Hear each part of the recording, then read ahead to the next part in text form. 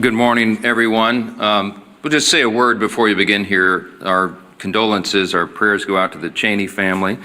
Of course, we've had the loss now of former Vice President Dick Cheney. Scripture is very clear. We give honor where honor is due, and someone who gave their life, loved their country, loved serving their country in so many capacities.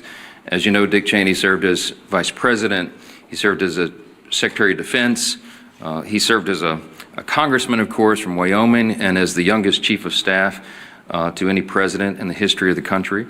And so the honor is certainly due to him, and our prayers go out to the family. This is now day 35 of the Democrat shutdown, and I'll be honest with you, I don't think any of us expected that it would drag on this long. We didn't believe, we couldn't have imagined. It's now tied for the longest shutdown in U.S. history, and we didn't think we'd have to come in here every single day, day after day after day, and repeat the obvious facts to the American people, and to put on display every day what is happening here. Again, it's a split screen. We've talked about the split screen in the country right now. The American people are wise. Ronald Reagan used to remind us you can trust the American people, and we do. And they can see the facts here. They see that President Trump and the Republican Party are delivering real positive results for the American people, delivering on our promises. We passed the Working Families Tax Cut, which is the largest middle-class tax cut in American history. We signed into law as part of that. No tax on tips, no tax on overtime. Big savings for those on Social Security. We strengthened Medicaid with popular, common sense reforms that strengthens the program. We've improved healthcare access in rural communities, and we have reduced premiums. There's a lot more work to be done there. It's the Republicans who are delivering those reforms. We restored American energy dominance. We got the border crisis solved. We are reducing and handling the crime crisis in city by city around America. And we have restored peace through strength.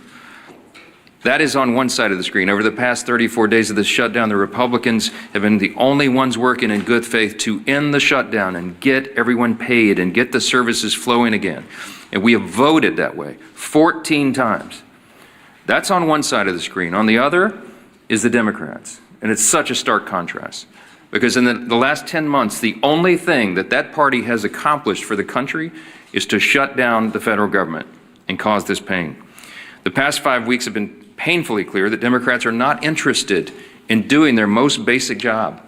And we explained here yesterday, all of this is motivated by one thing and one thing alone. The Schumer shutdown was never about health care or any other policy that they claim now. They can't even decide amongst themselves what it was about. Some have said it's the Seinfeld shutdown because it's about nothing. But I'll tell you what it is ultimately about, truly. And this is something that can be demonstrated, and everyone here knows it's true. As I summarized yesterday, the Schumer shutdown was never about health care or any other policy. It is about fear. It's about fear. Right now, the Democrats fear political retribution from the far-left activists in their party more than they fear the consequences of keeping the government closed for weeks on end. They fear political retribution from far-left activists more than families going hungry and workers missing paychecks. That is a fact that they are demonstrating day after day and vote after vote. It's gotten so bad for them that even their traditional allies are losing patience now. The head of the Teamsters Union had a blunt message to Democrats a couple of days ago, quote, "American workers are not bargaining chips. Senators need to stop screwing around and pass the House-passed clean short-term funding bill," unquote. And it's not just the Teamsters, as you know. AFGE, the largest union of federal workers, had the same plea. And so did the National Association of Air Traffic Controllers, the Coalition of Airline Pilots Association, the NetJets Association of Shared Aircraft Pilots, the Allied Pilots Association, Southwest Airline Pilots Association, the New York Steamfitters Union. It goes on and on and on. These organizations have traditionally backed the Democrats for decades. That has been true. They represent tens of thousands of working Americans, all these associations together. And now they're calling on the Democrats to drop their partisan demands and reopen the government. Stop inflicting this pain on the American people because you are afraid of your far-left base. And how did the Democrats respond to all this? They're gaslighting. the American people, and even their own base. The truth is the Democrats have lost touch with working Americans because they've simply stopped listening and stopped serving them. And every few months, after leaning harder into their woke identity politics, they commission an expensive study to try to figure out why working class voters have completely abandoned them in the Democrat Party. Here's a recent finding. This is a left-leaning research group that surveyed 3,000 working class Americans. This was published in Politico November 2nd. Quote, this is the finding: working class voters perceive Democrats to be woke, weak, and out of touch, too focused on social issues, and not nearly focused enough on the economic issues that impact everyone every day, unquote. And here's the kicker. They also said working class voters, quote, can't name what Democrats stand for other than being against Donald Trump. Well, good luck with that as a message to the people. Of course, you don't need a months-long study to tell you that Democrats are woke and weak. You simply need to look around. As the Democrats continue to pander to their radical base of affluent progressives, President Trump and Republicans are building a new multi-generational coalition of voters that is grounded in common sense. Since November 2024, Republicans have welcomed record numbers of Hispanic and Latino voters, Black and African American voters, Jewish voters, union workers, young people, all these different segments of the population, and they came in large numbers. People everywhere can see clearly who's fighting and voting here every day and delivering for them. And I'll say this clearly to every hardworking American in any place who's missed a paycheck, anyone who has been made to suffer because the services, the health services you rely upon, or the food and nutrition supplement for your family, anyone who is hurting, you have a home in the Republican Party. You have people here who are elected by their constituents to come and do their job, and they do it. They're voting to support you, to make these programs available, to ensure that the people in need have them. And the Democrats, by stark contrast, are doing the exact opposite. With federal workers entering their 5th week without a full paycheck, Democrats ought to be taking a hard look in the mirror. Will they continue to bend the knee to their radicals who run their party? Or will Democrats finally do something to serve the working Americans they abandoned long ago?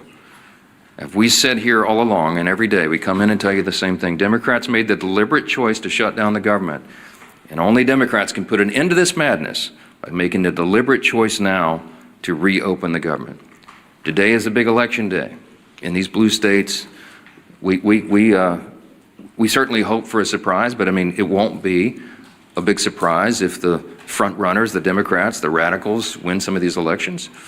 We're watching New York City very closely, as you all know, and so is Chuck Schumer and Hakeem Jeffries.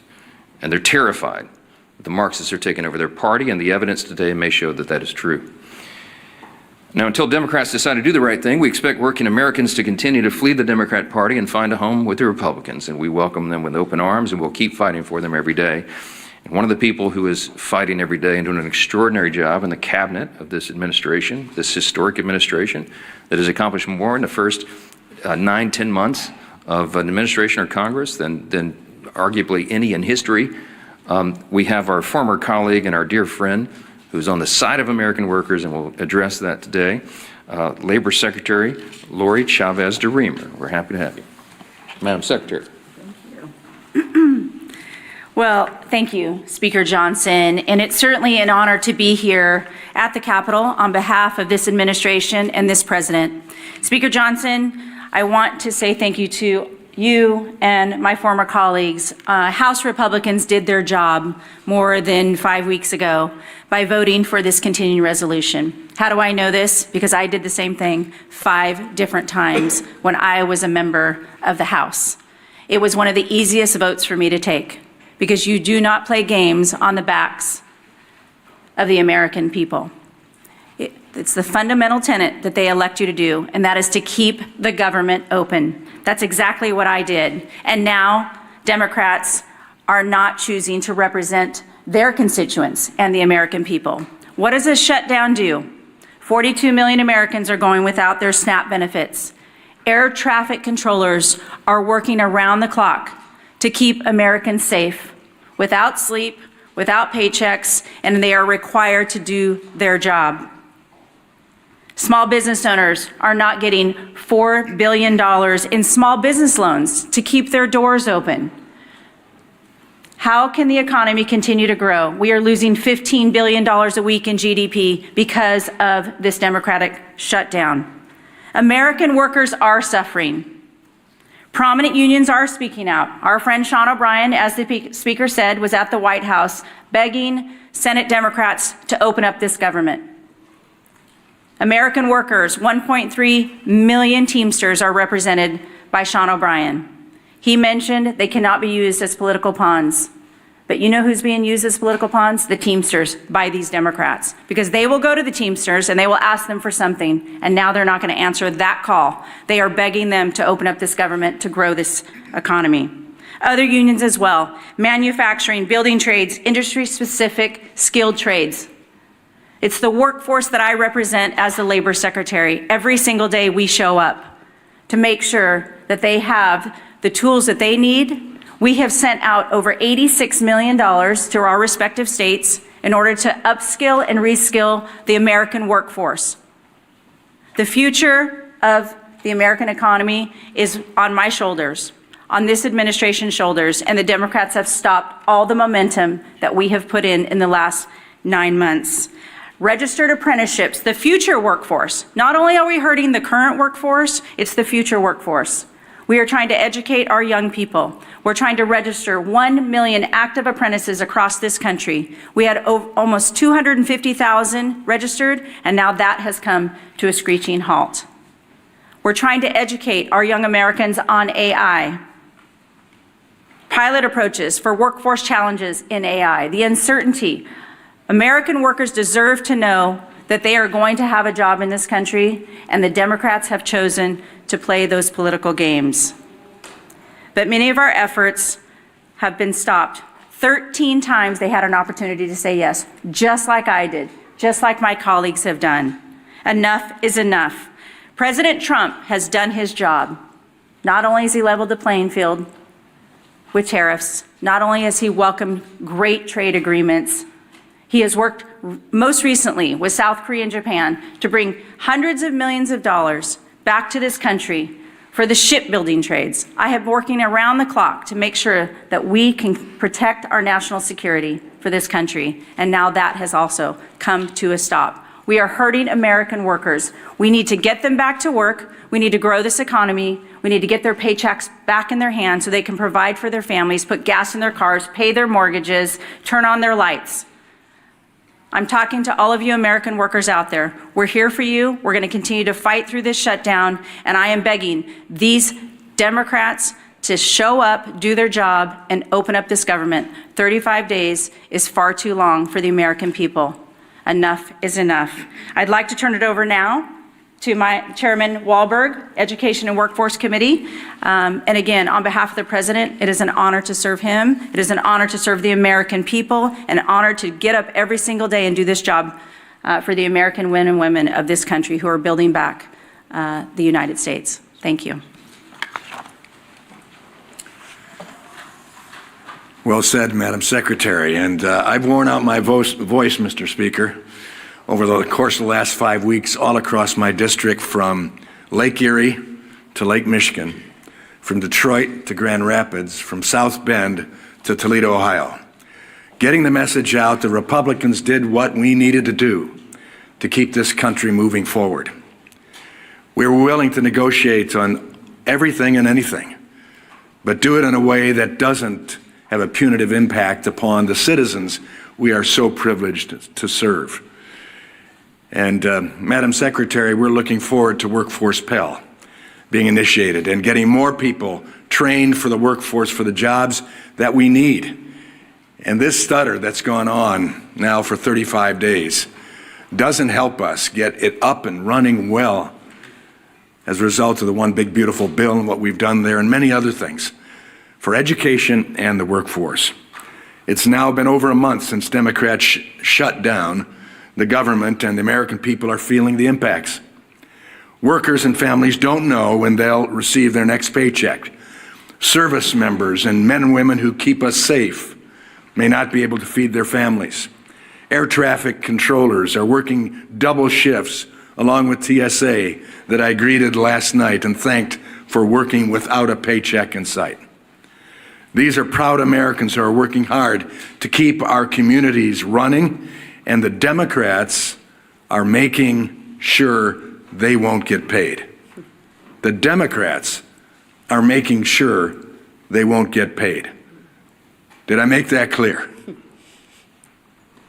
We've tried to do that all across the media networks in Michigan, and I think it's working.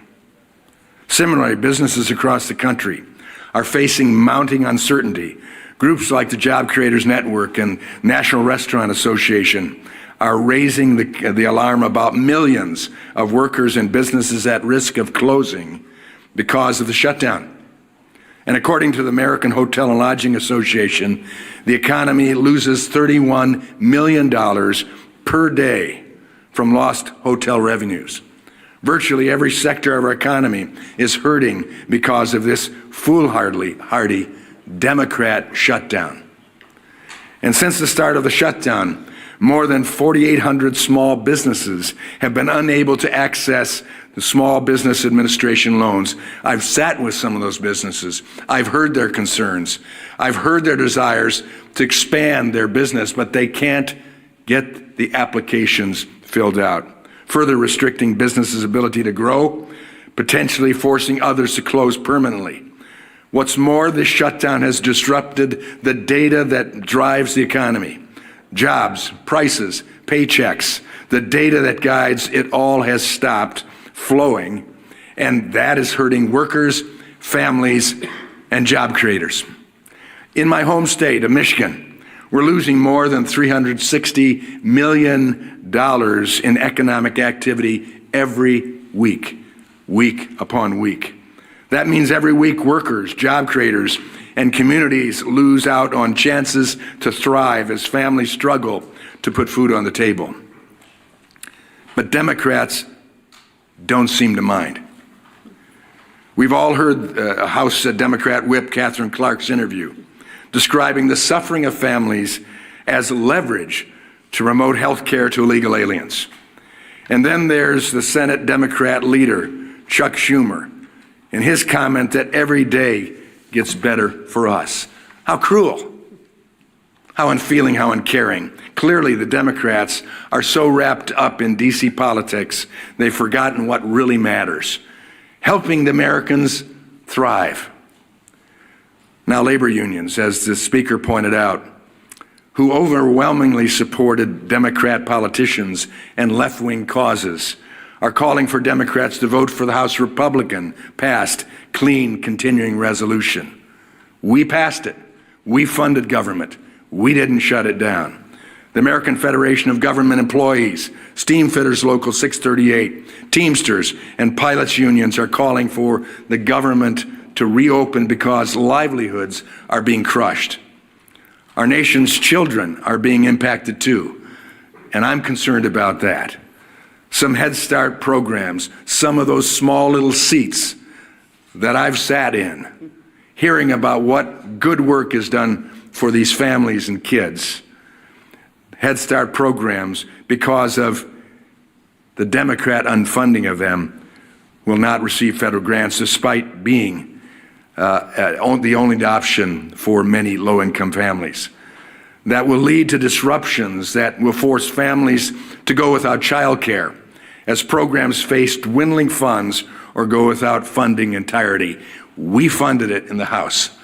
The Senate Democrats need to do the same. If the COVID-19 pandemic taught us anything, it's how bad any disruption to a child's life can be. Long-term school closures exacerbated learning loss and caused skyrocketing truancy. How long do the Democrats need to keep our government shut down before they see the real harm they're doing to Americans' children? The Democrat government shutdown has gone on far too long. And the longer it lasts, the worse things get for the American people. This is the first time in history, if you might be reminded, the first time in history a political party has shut down the government over a clean CR. The Democrat petty partisanship is hurting workers and families across the country. The shutdown is also showing Americans just how far the Democrats will go to promote their out-of-touch agenda, even if it means holding the American people hostage for more than a month. America's workers, families, unions, and job creators have all spoken. Chuck Schumer, pass the clean CR and reopen the government immediately. I hope the Democrats are listening, at least 5 of them. Republicans have listened and voted to fully fund the government, coming on 15 times as of today. It's time for 5 more Democrats, including my 2 members from Michigan, to vote the same way. For the children, as Nancy Pelosi has famously said. Do it for the children. Do it for Americans. I now am pleased to turn over the podium to a great leader, Leader Scalise. Thank you, Chairman Walberg and Secretary Chavez-DeRemer. It's great to have you back here in the House.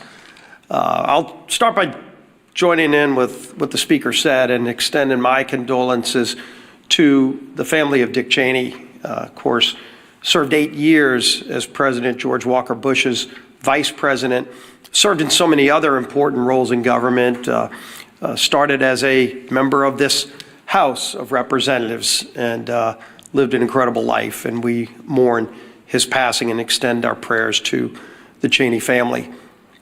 As we look at potentially another vote today in the Senate to try to have a breakthrough to open up the government, let's remember when the Senate votes today, they're not voting on some big, massive omnibus bill, a bill that resolves all of our differences. You know, if you're one of these Democrats, and it only takes 5 to get this government back open, and you're struggling with this decision, do you offend your far left radical base? It's about to elect the new leader of their Democrat Party in Mondami in New York. Or do you stand up for the tens of millions of people around the country who are actually suffering? And if you vote yes today, are you giving anything up? What's in that bill? A clean continuing resolution that violates any of your principles? There's nothing. Again, that bill does not solve our differences. That bill just keeps the lights on. That bill just allows federal workers to get paid for the work that they're doing. Those that have to show up and work and keep our airports open. The air traffic controllers who are working under high, incredible stress in a normal time so that planes can land and take off safely with 150 plus people on each one of those planes, without worrying about the stress that as soon as they get off the job, they've got to go do a second shift as an Uber driver because they can't put food on the table because Democrats shut down the government. Hopefully they weigh that when they cast their vote today. And we see every day, of course, unfortunately, more and more consequences to the suffering Democrats are causing. We know on the SNAP program, 42 million people. And yes, the courts are trying to work with the White House to find ways to move some other money around. But as we know, even if they're able to move money around, it doesn't make that program whole. The only way to make the SNAP program whole is by Democrats opening up the government. It's real straightforward. You vote yes or no. You vote yes because you want to put food on the table for 42 million low-income families. But if you vote no, maybe because you're afraid of some radicals in Portland or San Francisco or New York City, when you vote no, you are taking food off the table for 42 million low-income people, the least among us who need that help. 6.7 million going without the Women, Infant, and Children program funding. WIC program is really, really important, again, to very low-income people who need that help. Democrats have no problem shutting off that funding, causing that suffering, and to use their term because they think they're getting some kind of leverage. We still don't know what the leverage is for. They're trying to leverage the American people, and they can't even articulate what it is they want. Yeah, $1.5 trillion wish list of crazy items like free health care for illegals, gutting a rural health care fund. Is that really the leverage they want to use the American people for, and deny the WIC funding? 2 million people in the military, 2 million service members going without pay. What do they say to them? Oh, gee whiz, they were so afraid of Mandami in New York that they couldn't vote to pay our men and women in uniform who are keeping our country safe, risking their lives, while their families are wondering if they're going to be able to put food on the table. What a profiling courage. It's gutless. 700,000 federal employees without pay, 670,000 federal workers furloughed, 5.9 million households at risk of losing their home heating services under the HEAP program. You know, we had Secretary Chavez DeRemer talk about opportunities for young people.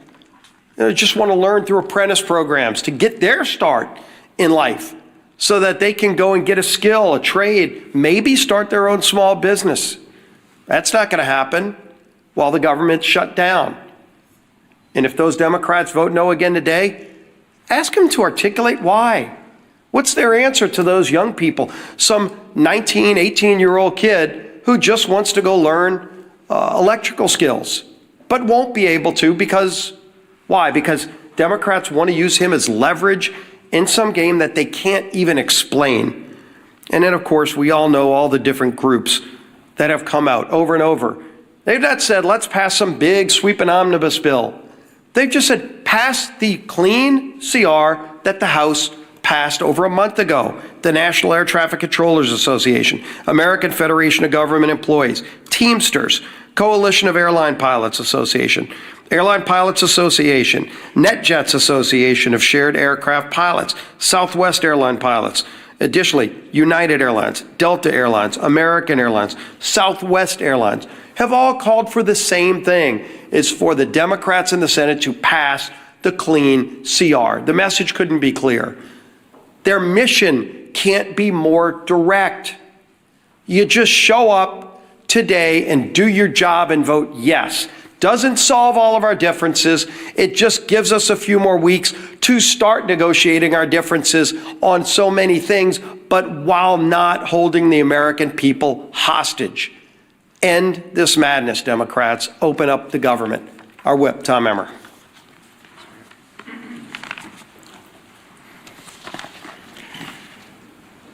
The Democrat government shutdown, spanning 35 days and still counting, is now tied for the longest government shutdown in U.S. history.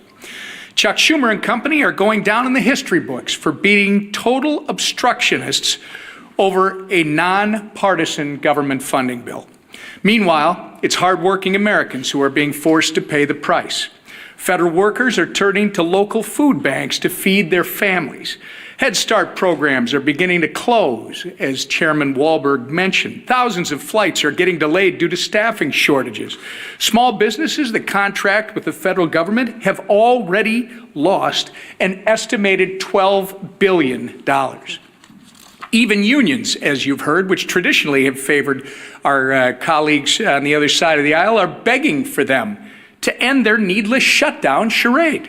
The good news is, I think we've reached the real inflection point. Today is Election Day in several states, and we're hopeful that after today, the Democrats won't be as concerned about holding the line in order to appease the Kami Mamdani and Omar Fata wing of their party. And maybe, just maybe, at least 5 Senate Democrats will finally come to their senses and join us by passing our clean CR to reopen the government. The ball is in their court.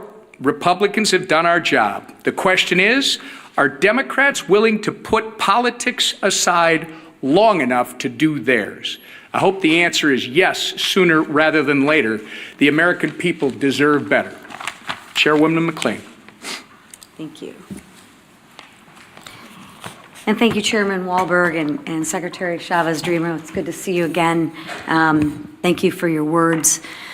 of wisdom. But again, here we are today, and I want to be very clear about the consequences of the Democrats' actions. 42 million Americans will lose their SNAP benefits because they voted to shut the government down. Air traffic controllers, TSA agents, and federal law enforcement officers are working without pay because they voted to shut the government down. Democrats have weakened our military, threatened families, and held hard-working Americans hostage. Why? All because they voted to shut the government down. And why did they inflict this pain? Because Democrats wanted leverage. Leverage to appease their radical base with more wasteful spending. And don't take my word for it. They've admitted this countless times. They're not even ashamed of this. And today will prove it again when the largest federal workers union called on Democrats to end the shutdown. What Democrats do? They still voted no.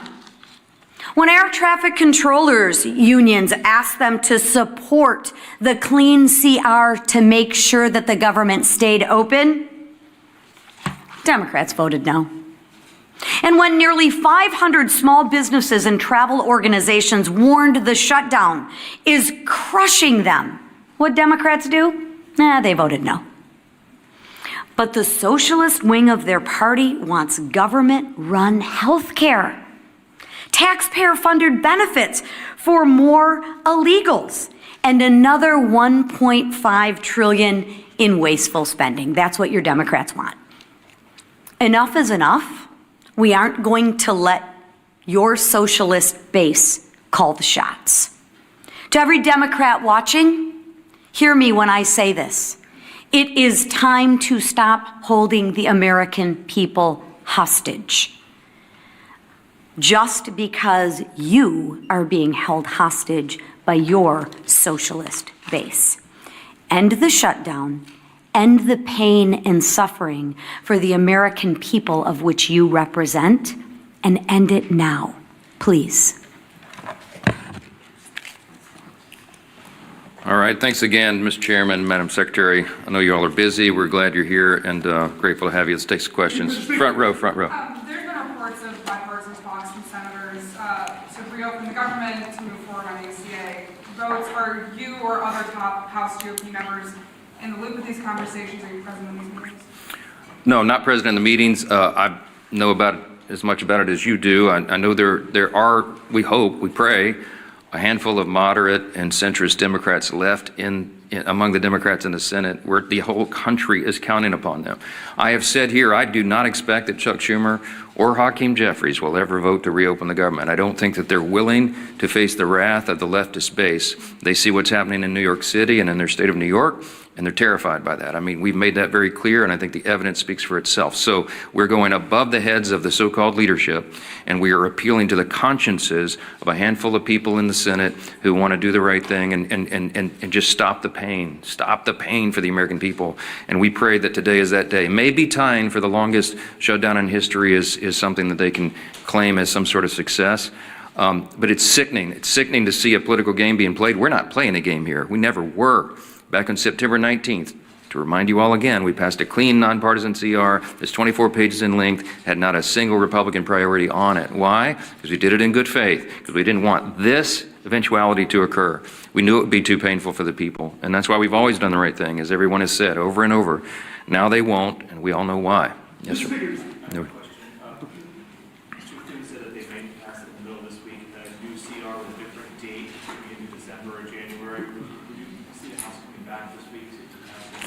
If the Senate passes something, of course, we'll come back. We're running out of clock. Obviously, we put 7 weeks on the clock. That was remember, the bipartisan arrangement that was made between Democrats and Republicans in the House and the Senate, in consultation with the Senate, bipartisan bicameral agreement that they needed 7 more weeks on the clock. Because once we got to the end of the fiscal year, September 30th, there would be that much more time needed, they estimated, to finish the government funding appropriations process. The Democrats have played games, and we've lost so many of those days now. So if they extend it, Obviously, that logically makes sense to us. I am not a fan of extending it to December because, let's be frank, a lot of people around here have PTSD about Christmas omnibus spending bills. We don't want to do that. It gets too close, and we don't want to have that risk. Well, we're not doing that. We're not doing that. But too many people have concern. I think putting it into January makes sense, but we've got to obviously build consensus around that. There's some discussion about it. We'll see where it lands. I'm not sure. Scott, real quick. Yeah, Scott. Mr. Speaker, you referenced the passing of Dick Cheney earlier, who was arguably the most powerful vice president in our lifetimes. Obviously, he had a complicated relationship with President Trump in his later years, as with his entire family. But he served, I think, 3, maybe 4 presidents in the White House and in some of the top roles. Do you have any personal reflections, or did you have any interactions with Cheney as you were sort of coming up in Republican politics in Louisiana? And do you think, are there any plans for him to lie in the state here at the Capitol where he served? Well, this all, just was announced this morning, so there's not been any discussion about that yet.